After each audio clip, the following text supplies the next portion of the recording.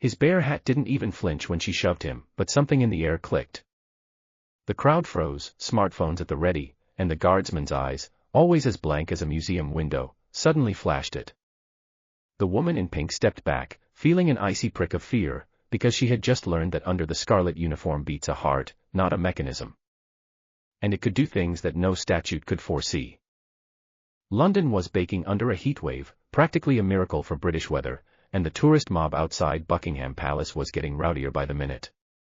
Among the sea of red tunics and polished bearskins, Guardsman Jacob Reynolds stood out. His razor-sharp posture screamed special forces. 5 tours in Afghanistan had taught him to endure worse than idiot tourists. But today would test his limits.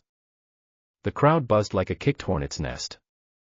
Japanese visitors queued for photos with military precision, American teens dared each other to make the stone-faced guards crack, while a German couple debated uniform details like art critics.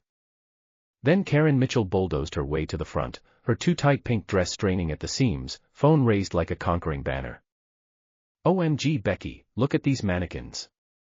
she shrieked to her wine-flushed friend. "Let's see if they're stuffed with, like, actual stuffing." Her sausage fingers, each one crusted with cheap rings, reached for Jacob's immaculate uniform. The crowd held its breath. Camera lights flickered on. "Hey tin soldier." Her breath hit him, a toxic mix of boxed wine and onion rings. "What, they don't teach you to smile?" She shoved his shoulder. "Not hard. Just a testing poke, like you'd give a malfunctioning vending machine."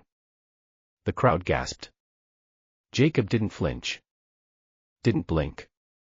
But something in the air changed. Like when a predator stops playing dead. His eyes, always locked on some distant horizon, swiveled toward Karen with terrifying precision. No more disciplined blankness. Just raw, unfiltered kill mode. Karen's back prickled with primal fear. She stumbled back a step, too late.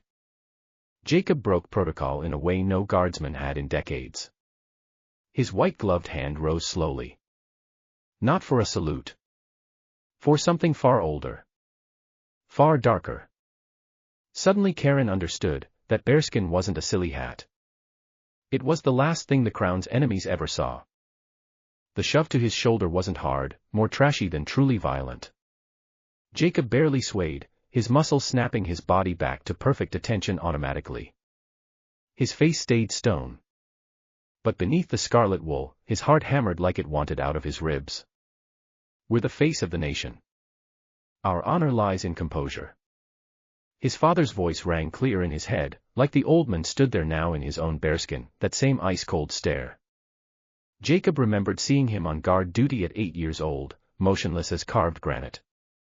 "Real men don't rise to bait," he'd say later, wiping blood from his knuckles after sparring. Karen's laugh cut through the memory, a wet, nasty sound like a clogged drain. "See? He doesn't even feel it."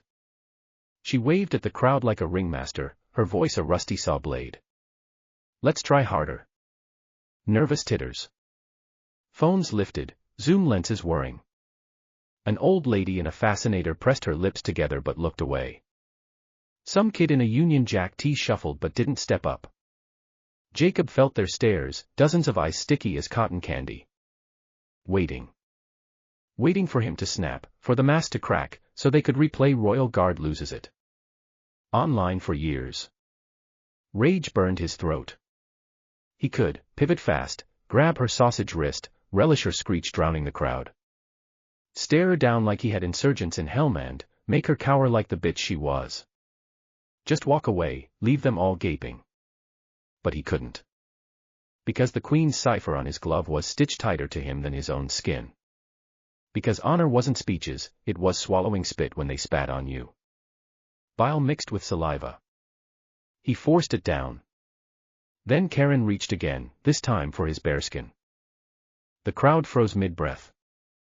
The air above Buckingham Palace's parade ground vibrated with tension as a towering figure stepped forward, immaculate tweed suit, barely visible Royal Guard pin on the lapel. His ramrod posture screamed military, the silver lion-headed cane striking cobblestones with parade ground precision. "Ma'am." His voice, low and flat as a gun range report, cut through the silence. I believe you've had your fun. Karen snorted, eyeing him up and down. Whatcha gonna do, Gramps? Lecture me on etiquette. Slowly, he removed his gold-rimmed glasses. Steel eyes, Jacob's exact shade, narrowed. No, ma'am. I'll remind you. He stepped forward, sunlight glinting off the razor-thin scar by his temple. That mannequin in the bearskin is Corporal Jacob Reynolds. Distinguished Service Medal recipient. A beat. My son. The crowd gasped. A phone shattered on the pavement. Jacob didn't move, but those same eyes that burned with fury an hour ago now glimmered with something fragile. The old guardsman turned to his son, voice dropping to a whisper only the front row caught. Solid stance, Corporal. But your brow furrowing. I taught you better. Then the impossible happened. Jacob Reynolds, who hadn't flinched when an IED blew up 10 yards from him in Kandahar, visibly shuddered. His lips pressed into a bloodless line, eyes glistening with unshed tears. Sir, he whispered, 3 decades of unspoken respect in that word. The old man nodded sharply, then wheeled on Karen. His cane cracked against the stones. Now, ma'am. You'll apologize to my boy. Or I'll demonstrate why Argentine conscripts in '82 called me the devil in red. The silence grew so thick, everyone heard the distant shriek of palace peacocks. Karen turned so pale her blush stood out like 2 clown stickers slapped on a snowman. I was just. Her voice, screechy just moments ago, now wobbled like a guitar string about to snap. You just committed assault, came the dead flat voice behind her. 2 bobbies in those iconic helmets were already reviewing footage on a Japanese tourist's phone, clear evidence of her pink talons shoving against scarlet wool. Their faces stayed professional, but their eyes gleamed with the cold satisfaction of cops finally nailing someone they'd been itching to bust all afternoon. Karen started babbling about a misunderstanding and just joking, but her excuses drowned in the crowd's sudden murmur. Then, one clap. Another. Until dozens of hands erupted in synchronized applause, like a 21-gun salute for the common man. And Jacob. He never moved. Same red coat. Same bearskin. But the crowd saw him differently now. The American teens shut up. The German tourists stood at attention like they were at the Brandenburg Gate. Even the selfie sticks lowered. For one rare moment, London remembered what real respect looked like. The old veteran, the one whose scar told stories no textbook dared print, gave a single, sharp nod. That was all. But in that gesture lived more pride than 1,000 trooping the color parades. Then he turned, vanishing into the crowd, leaving only traces of lavender aftershave and polished mahogany from his cane. Jacob became a symbol again, but now the world understood. Behind that stone mask stood a man who didn't flinch when an ammo truck blew up in Kabul, didn't quit when his Sandhurst drill sergeant broke his nose during hazing, and didn't punch Karen Mitchell's teeth in. Even though every muscle screamed for it, he kept his discipline, not because he was weak, but because he was stronger than all of them combined. This wasn't about protocol. Wasn't about tradition.